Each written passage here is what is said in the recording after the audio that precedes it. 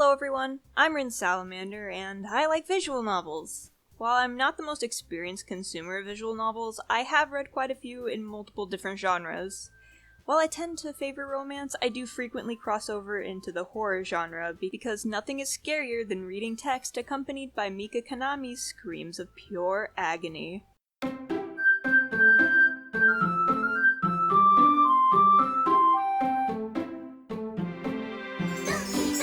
So with this in mind, you would think I would absolutely be head over heels for Doki Doki Literature Club. It has some romantic stuff and, as is commonly known now, a whole lot of horror elements. The entire latter half is basically dedicated to frightening the player in one form or another, whether it be with some jump scares or gruesome scenes of violence. The latter half is what got Doki Doki so much mainstream notoriety. It subverts the expectations of most people by being a horror game disguised as a cute romantic visual novel. However, I am not the biggest fan of Doki Doki, and I have a point to this video beyond just me wanting to complain about the game. And before I actually begin, let me be clear here. I don't hate this game, I know why people like it. If it's your favorite game, that's fine, and I don't think lesser of you. I'm not going to call you a normie or anything. Unless your favorite girl is Yuri, then I do think less of you. Okay, let's start. So listen, we all know what happens in this game. Our player character is an average high school boy. He likes anime, manga, and has a childhood friend named Sayori. Sayori ropes him into joining his school's literature club with the promise of cupcakes, and he ends up staying for the incredibly cute girls. The literature club has a total of 4 members, excluding the protagonist. The president Monika, the vice president Sayori, the quiet girl Yuri, and the young tsundere Natsuki. While the game has a slow start, you eventually realize with Sayori's suicide and a story reboot that this is actually a horror game that masked itself as a normal dating sim.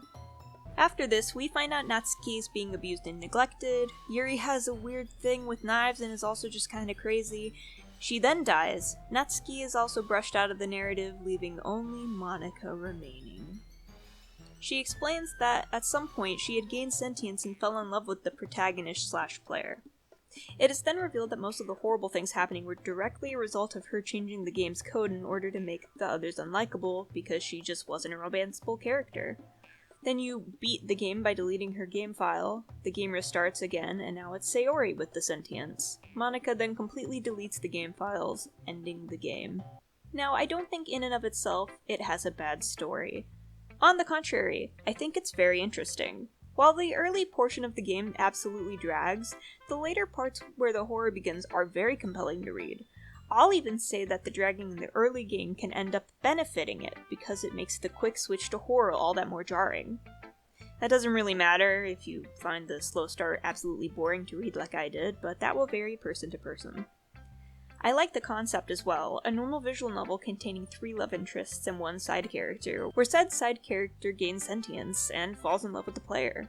Even more interesting still, she begins altering the game's code in order to win over the player by making the available love interest undesirable or dead. It's a really cool idea, and it really can invoke fear within some who are inexperienced with horror visual novels.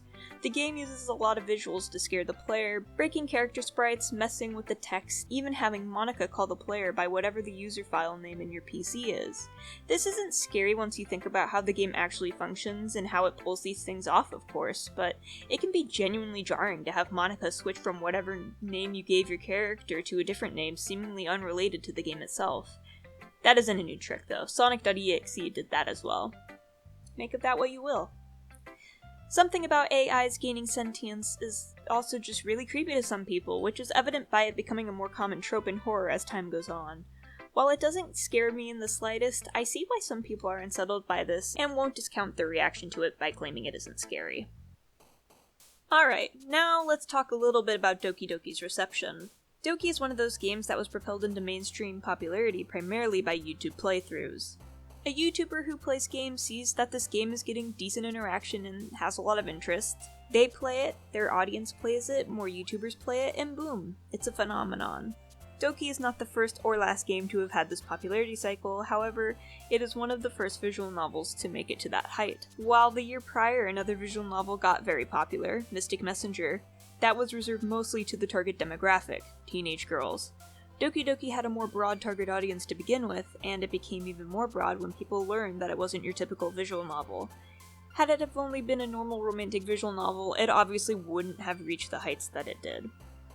My issues begin with the public perception of the game, which has slowly soured my feelings on it as a whole as time has gone on.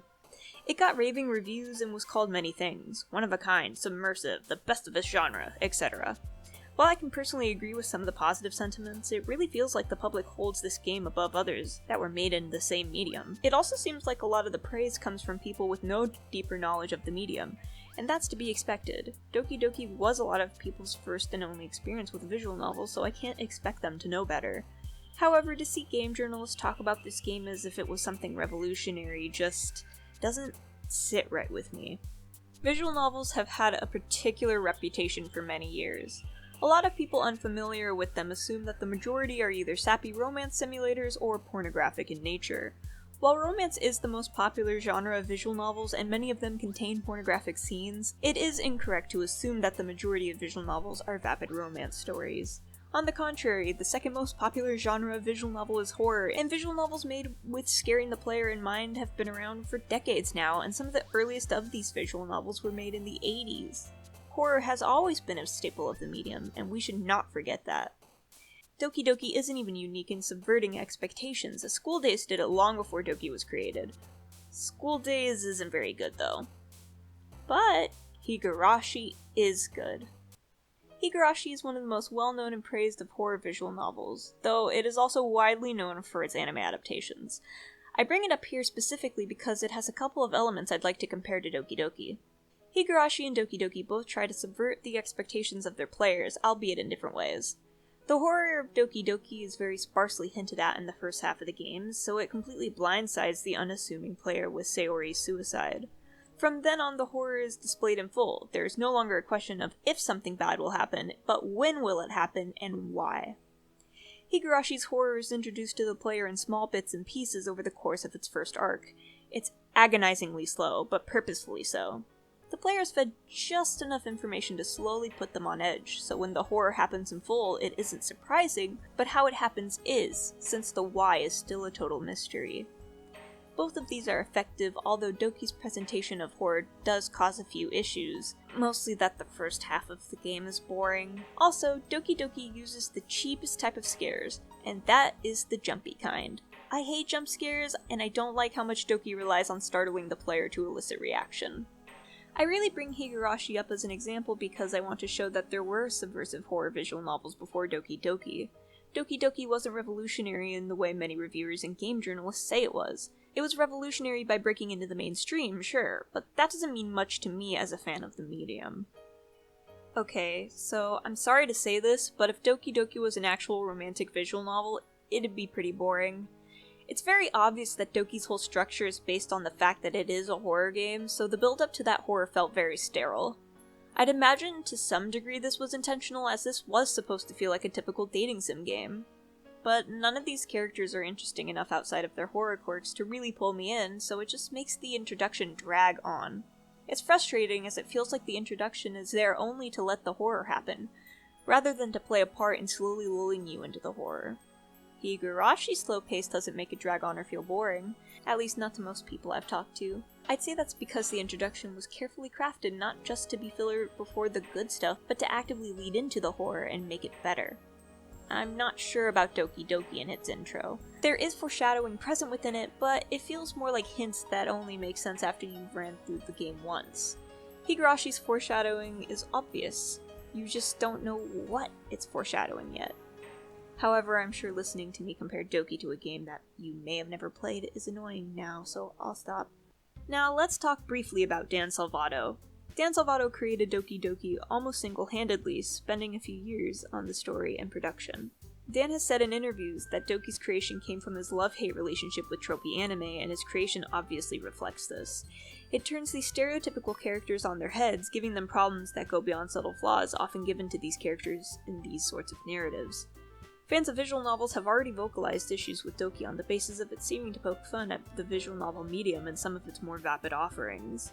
Salvato has said he made it in part to make fun of the average perception of visual novels, rather than the medium itself. However, it is unfortunate that Doki's existence seemed to add to visual novels' negative reputation, now that this is being cited as something never done before. It's also unfortunate that what seems to be the majority of people who played and enjoyed Doki didn't try any other visual novels after, so any of their preconceived thoughts on visual novels will likely remain.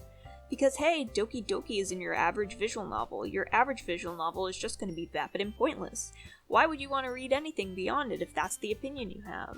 Now, I'm not trying to place any sort of blame on Salvato for the public's opinion on visual novels. This perception existed long before Doki Doki, and it's not anyone's responsibility to use their game to prove the masses wrong.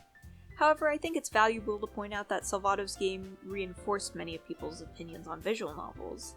Some people have interpreted Doki's message to be that the player choosing to turn on the game as being the reason all the characters spiraled off the deep end. This is especially noticeable now that we can see people's reactions to DDLC+, saying things like, "This is what happens when your characters aren't put into a dating sim, they're just fine," ignoring the fact that this is a prequel and that Monica was the reason for these characters' spiral, not the player character. Speaking of DDLC+, alright, so I have to bring this up because I want to avoid comments pointing to DDLC+'s existence as a means to discount my criticism of Doki Doki Literature Club.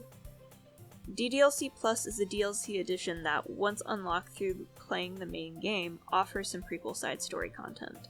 The player character isn't present here, and we instead get to watch the girls meet and start the literature club. Now, this isn't horror and is pretty standard visual novel affair. However, I don't much care for the extra content, as the main game didn't do enough to invest me in these characters beyond watching them die in horrific ways. The only one who I ever felt really interested in was Monica, and that doesn't apply here. DDLC Plus shows Monica before she realized she was an AI in a dating sim game. Her personality here is far removed from the Monica we see in the main game, and because of that, my feelings on that version of Monica don't translate to this one. This version of Monica has her own characterization, that I don't mind, but I'm still not any more endeared to her than I was going into the DLC. It also really highlights to me that Doki was always meant to be a horror game, through and through. Now that these characters have to stand on their own without the horror to distract us from the personalities, I just find myself feeling bored by their interactions. They're fairly stereotypical depictions of their archetypes, and this DLC does little to add more to their characters beyond elaborations on what we already knew. Also, this DLC is $15. I don't know where to fit that in, but why is it so expensive?